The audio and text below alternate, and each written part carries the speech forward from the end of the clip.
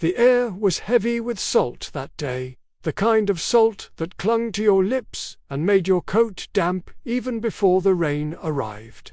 Brighton's pier jutted proudly into the sea, its lights blinking against the grey, and just a few streets inland. Tucked between a row of with striped awnings, stood a cinema that had seen better days. Its paint was chipped, flaking in pale curls, and the old posters in the glass cases were faded. But to us it was a palace, a portal, a promise of colour on the dullest of afternoons. The queue formed long before the doors opened, snaking down the pavement, umbrellas bumping as they were shaken free of drizzle. Children darted in and out of the line, laughing, clutching sticks of rock still wrapped in cellophane, while mothers muttered at them to stay close. There was always that mix of smells, wet wool, tobacco from the man ahead lighting his cigarette, and the faint tang of seaweed carried on the breeze. It was a sensory cocktail that told you exactly where you were. The English seaside, in all its stubborn charm, stepping inside was like slipping into another world. The foyer was small but somehow grand, with scuffed red carpet that had once been plush, and brass fittings dulled by decades of touch. The ticket booth was a tiny box of glass, where a woman with lacquered hair and a clipped Brighton accent would slide you a ticket through the little hatch, tearing it with a neat flick of her wrist. The price was only a few shillings, but to a child it felt like treasure. The moment you crossed into the auditorium, the outside world vanished. The seats were deep and springy, their velvet worn smooth, and the air held that unmistakable mix: buttered popcorn, cigarette smoke curling lazily upwards, and the faint whiff of damp that no seaside building could ever quite escape. Up above, the ornate plaster ceiling was cracked in places, but when the lights dimmed, no one noticed. The projector always started with a rattle, a mechanical heartbeat that filled the space with anticipation. The first flickers were often the newsreel's grainy black and white images of politicians, parades, or the Queen smiling at some distant ceremony. Grown-ups watched with mild interest, but for the children it was just the prelude, the overture before the magic. Then came the main feature, and suddenly the screen would explode in colour. A western, perhaps, with sun-bleached deserts and the clash of horses' hooves. Or a musical where the gowns shimmered with sequins that caught every beam of light. For those few hours, Brighton's rain and wind belonged to another universe. I remember sitting beside my grandmother, who always carried peppermints in her handbag. She'd press one into my hand just as the lights went down, and the sharp sweetness would mix with the buttery air around me. Her gloved hand would rest gently on mine, steady and warm, as if reminding me to sit still. Every time something funny happened on screen, her shoulders would shake in a silent laugh. And that, more than the film itself, is what I remember most. There was a balcony too, a place for teenagers who wanted to sit just far enough away from the grown-ups. You could hear their whispered conversations, stifled giggles, the crinkle of sweet wrappers torn open in the dark. The usher, in a neat uniform with a little torch, would occasionally flash a beam their way as a warning, but never too sternly after all. Everyone had been young once. When the film ended, the spell broke slowly. The lights rose to a soft golden glow, illuminating faces still half dreaming, half reluctant to return to the drizzle outside. Coats were shrugged on, scarves tied tightly, children shepherded back into the aisle. The doors opened, and the smell of rain and salt swept in again, pulling us back to Brighton streets. Outside, the pier lights twinkled faintly through the mist, and the gulls shrieked overhead as though nothing extraordinary had just happened. Yet, for all its worn carpets and peeling paint, the seaside picture house was more than just a cinema. It was a gathering place, a refuge against the unpredictability of English weather, a stage for shared memories. Couples on first dates, families escaping the monotony of a wet holiday, friends ducking in from the cold, they all left their own stories within those walls. I can still see that final evening, years later, when whispers spread that the cinema would close. People gathered one last time, filling the seats, determined to hold on to the ritual. The manager gave a short speech, his voice catching as he spoke about decades of laughter and applause. The reels that had spun through countless summers and winters, the last film flickered onto the screen, and for 2 hours we all forgot what was coming. When the credits rolled, no one moved. There was a moment of silence, almost reverent, before the lights came up. As we filed out into the night, I glanced back at the auditorium, its faded splendor bathed in a golden glow. I thought of my grandmother's hand in mine, of the peppermint taste still sharp on my tongue, of all the people who had once sat in those same seats, watching stories unfold. It wasn't just a cinema we were losing, but a piece of brightened soul. And yet, across England, other cinemas were facing the same fate. Some would be torn down, others converted into bingo halls or supermarkets. But each one carried with it its own echoes, the laughter, the gasps, the applause that lingered long after the reels stopped spinning. Little did I know then that just a few hundred miles north, another cinema was preparing for its own final curtain. The floor was always cold in the village hall, a chill that seeped through the soles of your shoes even in summer, when the fields outside were alive with wildflowers. On Friday nights, though, that unremarkable hall in rural Yorkshire became something altogether different. The long trestle tables were folded away, the wooden chairs were lined in crooked rows, and at the far end, a bedsheet turnscreen was stretched tight across a frame.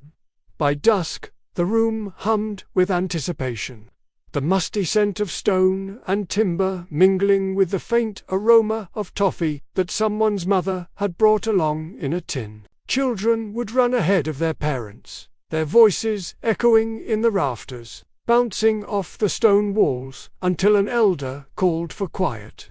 The projector sat proudly on a rickety table at the back, a battered 16mm machine that belonged to the local vicar.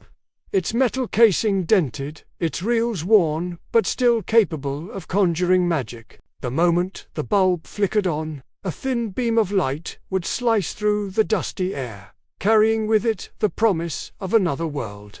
There was nothing glamorous about it. The chairs scraped on the flagstone floor, their legs uneven, so you were never quite comfortable. If you leaned too far, you risked toppling. But none of that mattered once the reel began to turn. The clatter of the projector was loud, mechanical, relentless, but soon it faded into the background, becoming a steady rhythm that matched the beating of your own heart. I remember the way coats smelled when damp with rainwool and earth, and how those scents seemed to linger in the hall long after the doors had shut. Mothers held infants on their laps, rocking them gently as the screen glowed. Fathers crossed their arms, trying not to doze off after a long week in the fields or down at the mill. Teenagers, eyes shy, would sometimes slip a hand into another's beneath the cover of darkness, their whispered laughter lost beneath the worry reels. The films weren't always new. Sometimes they were years old, borrowed from a library in Leeds, or sent on from another parish, a western perhaps, or a British comedy with familiar accents and slapstick gags that made the children howl. On special occasions, they'd screen a musical, the kind where sequins caught the light and entire cities seemed to burst into song. Those nights, the hall seemed to expand, the dull stone walls replaced in our minds by glittering skylines and ballroom floors. The beauty of those evenings wasn't just the films, it was the way the village gathered. Mrs. Thompson, who always wore her green cardigan no matter the season, would hand out barley sugar sweets before the start. Mr. Hughes, the retired teacher, would grumble about the draught from the door, but he never missed a screening. The vicar, fussing over his projector, would hush anyone who dared touch the reels as though they were relics. And then there were the children, myself among them, restless and wide-eyed, swept away into worlds far beyond Yorkshire's rolling hills. One night stands out more vividly than the rest. The hall was packed tighter than usual, the smell of damp coats stronger, the chatter louder. The film was singing in the rain, and I remember the hush that fell as Gene Kelly began to dance with his umbrella. The room, draughty and grey, seemed to vanish. For those few minutes, we too were on rain-slick streets, grinning as the world spun in rhythm. My best friend nudged me when the song swelled, whispering, "Imagine doing that down Main Street." We both stifled laughter, but inside, I felt something unnameable, mixture of joy and yearning, as though the world held possibilities larger than our small village could contain.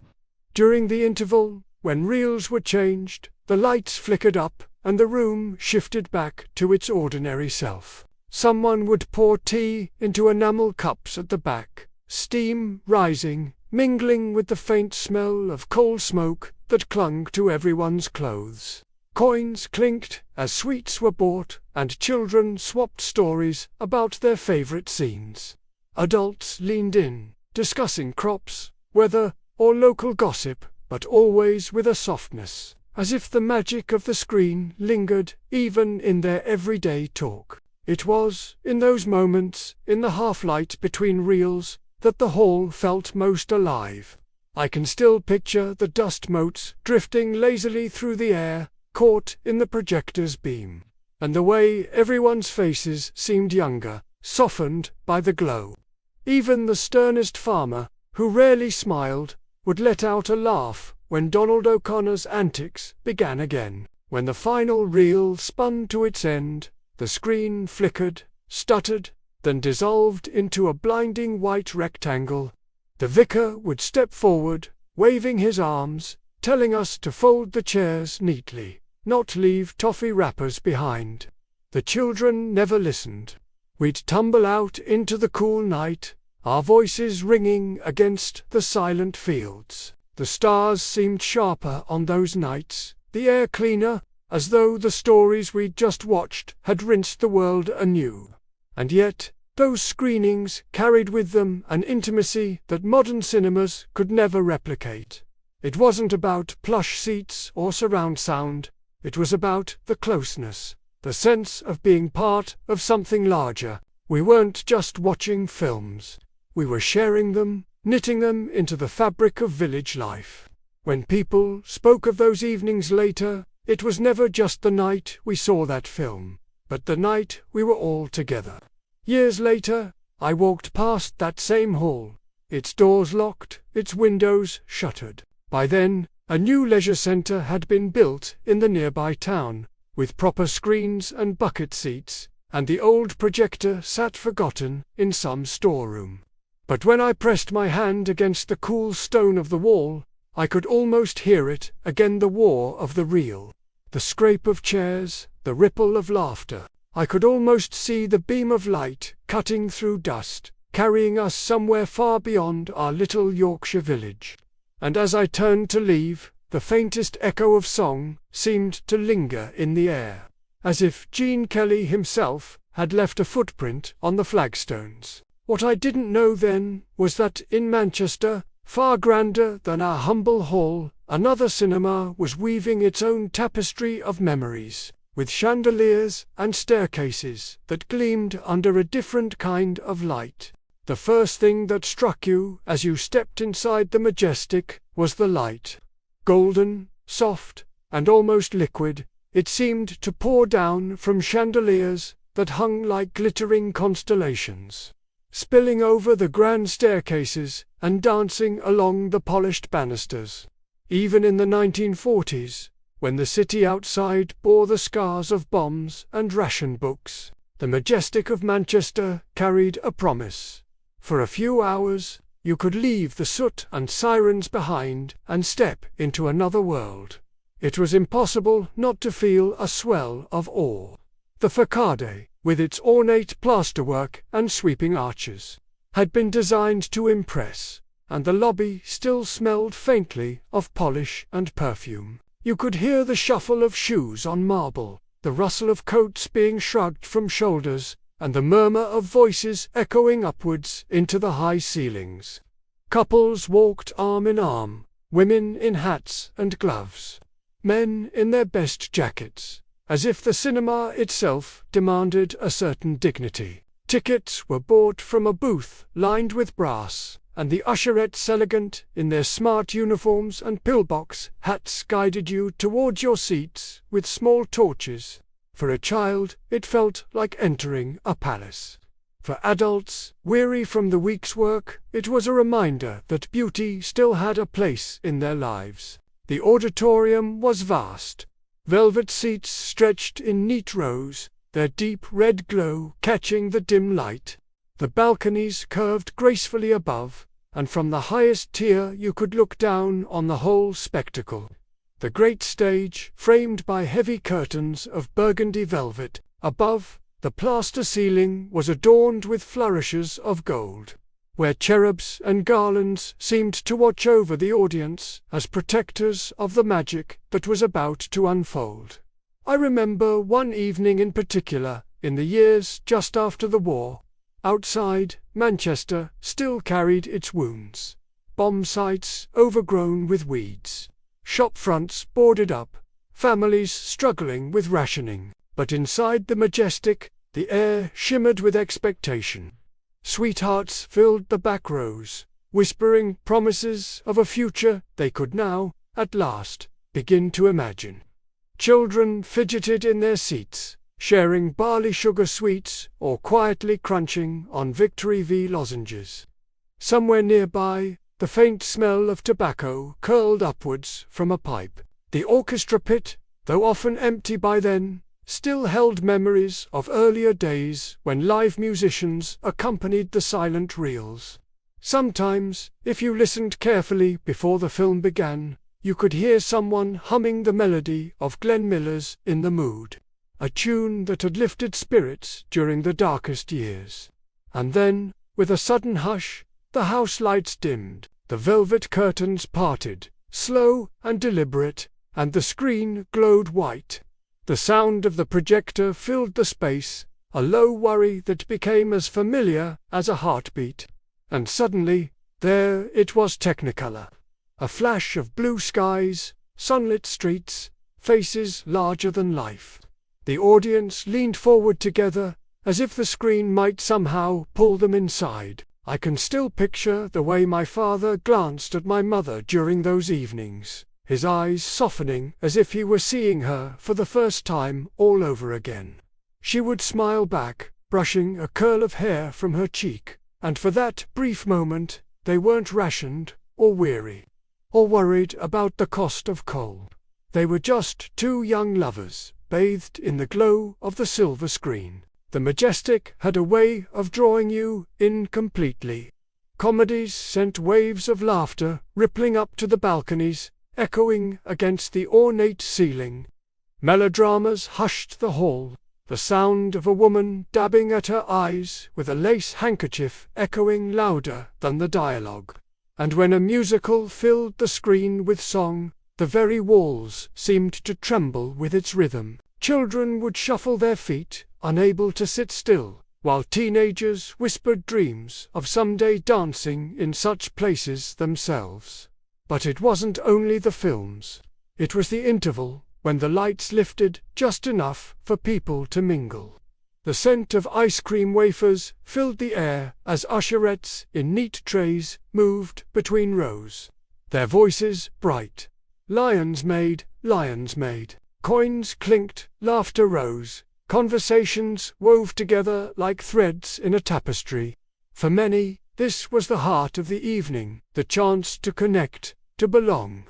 Outside, Manchester nights were often damp and cold, the glow of gas lamps haloed in mist. But leaving the Majestic after a film, you carried warmth with you. The streets seemed different, somehow softer, as though touched by the glamour of the stories you had just seen. Couples lingered on the steps, reluctant to break the spell. Friends chattered as they hurried to catch the last tram, their voices bright against the city's darkness. Years later, when the golden age of cinema began to fade, the Majestic struggled to hold its audience. Television arrived in living rooms, and the allure of grand staircases and chandeliers seemed old-fashioned to some. Yet, for those who remembered, the Majestic remained a symbol of community, of resilience, of beauty in the midst of hardship. I went back once, in the 1970s. The foyer smelled different, then less of polish, more of damp. The chandeliers still hung, but their bulbs flickered, and the velvet was worn thin. Yet, as I sat in the darkened auditorium, the projector's hum filled the air once again. And when the first flicker of light hit the screen, it felt the same as it always had. For a moment, I was back in that post-war evening, peppermint in my mouth, my parents' hands brushing against one another in the half-light. When the Majestic finally closed its doors, it was like losing a chapter of the city's heart. The building would be repurposed, its chandeliers dismantled, its velvet curtains left to gather dust. But in memory, it lives on. Every laugh, every gasp, every whispered promise made in the balcony lingers, stitched into the soul of Manchester itself. And just beyond the city, in a small neighbourhood cinema in Liverpool, another story was drawing to its final curtain, its last audience gathering to say goodbye. It was a wet evening in Liverpool, the kind of drizzle that clung to your collar and seeped into the hems of your trousers. The pavements glistened under the glow of street lamps, and the river air carried that familiar temps of salt and coal smoke. On the corner of a terraced street, the old neighbourhood cinema stood waiting for its final night. Its signboard, once ablaze with light bulbs, flickered weakly now, a ghost of its former brilliance. The posters in the glass frames were curling at the edges, their colours dulled, but people came all the same. They came because this wasn't just a cinema. It was part of their lives, and tonight they weren't ready to let it go. The queue stretched along the pavement, umbrellas jostling as neighbours greeted one another. Some had been coming here for decades, clutching their first tickets as schoolchildren back in the 40s or 50s. Now they stood with grown-up children of their own, remembering. There was a sense of reverence in the air, as if everyone had agreed, silently, that this wasn't just about a film, it was about saying farewell to a friend. Inside, the foyer smelled faintly of damp carpet and stale popcorn, but also of polish, as though someone had taken special care for tonight. The ticket booth was manned by Mr. O'Leary, who had worked there since the 60s. His hair now white, his voice still carrying the lilting rhythm of his Irish roots. He tore the stubs with deliberate slowness, smiling at each familiar face, as if committing them to memory. The auditorium had seen better days. The velvet seats were threadbare, their stuffing poking through in places, and the chandeliers, though still grand, had lost much of their sparkle. But when the house lights dimmed, all of that melted away. People settled into their seats, coats pulled close, whispers fading into silence. At the back of the hall, the projector coughed into life, its worry hum filling the space like the heartbeat of an old friend. The film chosen for this last evening was not a new release, but a classic Casablanca. It was fitting somehow. A story of love and loss, of partings and reunions, projected onto the screen as the final curtain fell on the cinema itself. As the opening credits rolled, a hush descended, broken only by the occasional cough, the rustle of a sweet wrapper, or the faint squeak of a chair shifting under weight. I remember sitting with my mother that night, her gloved hand resting lightly on mine. She had first come here with my father when she was barely 20, her hair curled into victory rolls, her ration book still tucked into her handbag. She whispered that to me as the film began, her eyes reflecting the glow of the screen. "Your father used to whistle in the foyer while we waited," she said softly. "Always Glenn Miller, always the same tune." I squeezed her hand, and for a moment we weren't just watching Bogart and Bergman, we were watching her memory unfold in real time. Around us, others were lost in their own recollections. 2 men in their 70s sat in the balcony, leaning towards one another, whispering about the nights they had sneaked in as boys, pockets full of pear drops. A couple in their 40s laughed quietly, recalling their first date in the back row. A young girl, restless beside her grandmother, asked questions in a stage whisper, and the grandmother smiled, patient, remembering when she had once asked the very same things. When Ingrid Bergman said her famous line, "We'll always have Paris," a sigh rippled through the audience. It wasn't just about the film. It was about this place, this night, this shared ritual that was slipping away. The walls seemed to hold that collective breath, soaking it in like stone absorbs rain. At the interval, when the reels were changed, the lights lifted slightly. Usherettes no longer patrolled with trays, but someone had set up a little stand at the back with toffees and lemonade. People queued, coins clinking, voices soft. The chatter wasn't loud, but tender exchanges of gratitude, of memory. "Do you remember when the roof leaked, and they gave us all free tickets? That was the night of South Pacific, wasn't it?" Laughter, faint but real, drifted under the hum of the projector warming for its next reel. When the final credits rolled, no one moved. The projector clicked to a stop, and, for a long, suspended moment, the only sound was the patter of rain against the roof. Then, slowly, the house lights rose, golden and gentle, illuminating the faces of an audience that didn't want to leave. Some clapped, hesitant at first, then stronger, as though applauding not just the film but the years of stories that had filled this hall. The manager, a grey-haired man with tired eyes, stepped to the front. His voice shook as he thanked everyone for coming, his words simple but heavy. "It's been an honor," he said, "to share so many nights with you. This building may close, but the memories you'll carry them, we all will."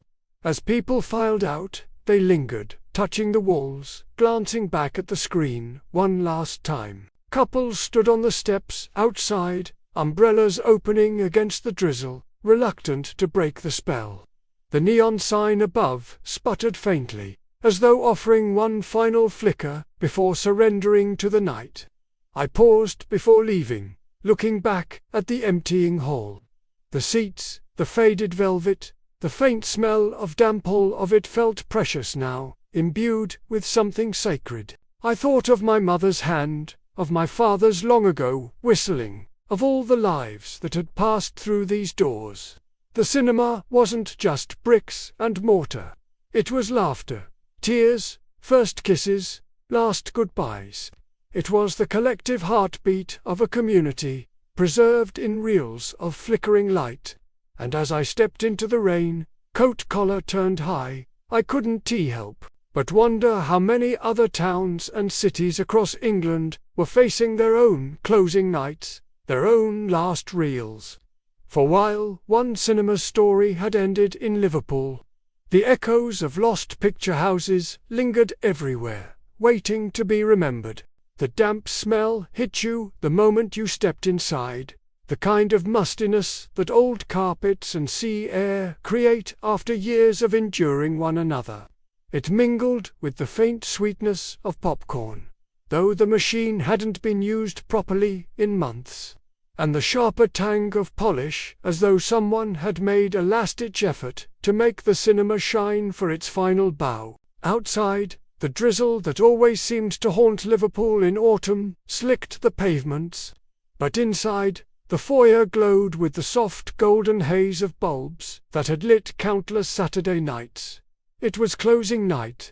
The old neighbourhood cinema, where generations had queued with pennies in their pockets and excitement in their chests, was breathing its last. People filed in slowly, with a kind of hushed reverence, like entering a church. They weren't just here for a film, they were here for remembrance. Mothers held their children's hands the way their own mothers once had, and pensioners who hadn't been in years shuffled back through the doors as if reclaiming something left behind. The ticket booth still stood, glass smudged, with the same brass frame that had been there since the 1930s. Tonight, it was manned by Mrs. Davies, now well into her 70s, who had worked there as a girl. Her hair was white, her voice softer, but her hands still tore the stubs with the same practiced flick. Each ticket seemed to carry a weight, as though she were handing out pieces of history rather than paper. The auditorium was tired, but still carried traces of grandeur. The velvet seats were patched in places, some springs protesting when sat upon, but their deep red colour glowed warmly in the low light. Chandeliers, dulled with dust, still caught fragments of gold. Along the balcony, paint flaked away to reveal older layers beneath ghosts of colour from another age. And yet, when the house lights dimmed, all of it melted into shadow, leaving only the screen. The film chosen for this last night was Brief Encounter, a story of love and goodbye, fitting in its quiet dignity. As the reels began to turn, the familiar whir filled the hall, a sound that had cradled so many evenings.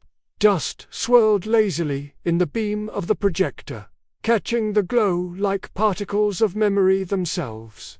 The audience watched, but their minds were elsewhere too. For many, the film on the screen was a mirror, but the real picture show was behind their eyes. Couples in their 80s recalled courting in these very seats during the war, when blackout curtains made the cinema a safe haven, and Glenn Miller tunes sometimes floated from the foyer gramophone. Middle-aged parents remembered teenage dates, clumsy kisses in the balcony, the thrill of sneaking sweets past the usherettes. Children, restless and wide-eyed, sensed they were part of something important, though they couldn't quite put words to it yet. I sat near the middle, next to my father. His breathing was slow and laboured now, age having crept upon him quietly. He leaned towards me as Celia Johnson's voice filled the hall and whispered, "Your mum and I saw this here, the year it came out. 1945, I was in uniform still." He paused, eyes fixed on the flickering light. "She cried, same as now. I told her I'd always come back." He didn't look at me then, only at the screen, but his hand found mine and held it tight. That moment, more than the film itself, is etched into me like celluloid. The projection rattled on. The hall filled with sighs, chuckles, and the occasional cough. Some in the audience dabbed at their eyes. Others leaned back, smiling faintly, as if remembering their own brief encounters. Even the squeak of old seats shifting seemed part of the rhythm, as though the building itself was breathing along with us.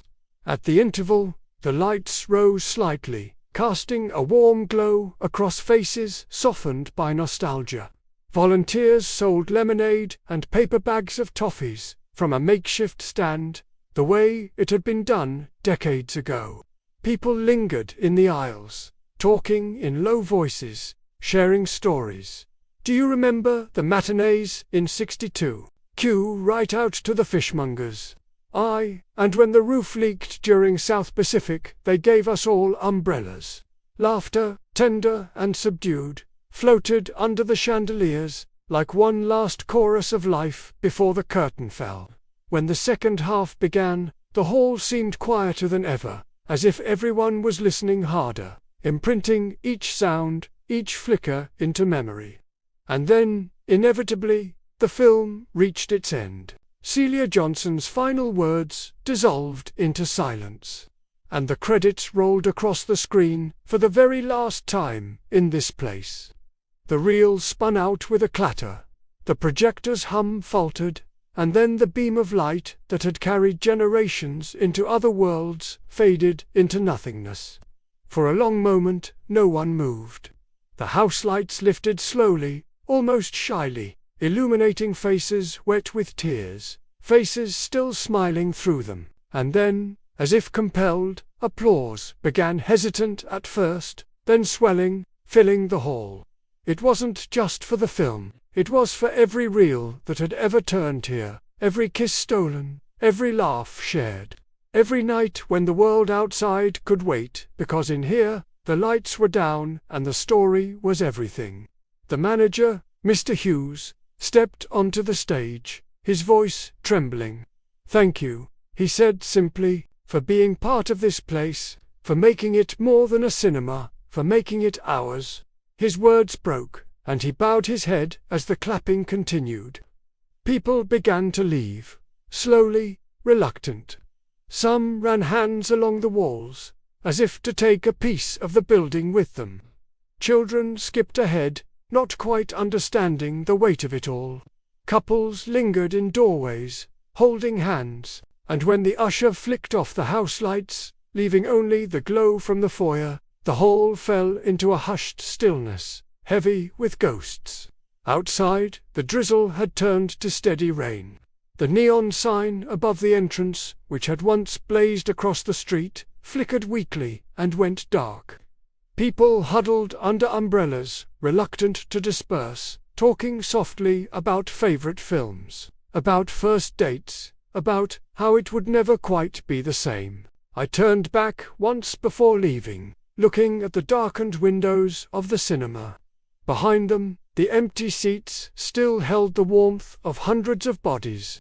The screen still glowed faintly in memory. The air still held the scent of damp carpet and dreams. And I thought, as I pulled my coat tight against the rain, that while the building would soon be gone, the cinema itself would never truly die. It lived in us, in every laugh, every tear, every shared silence in the dark.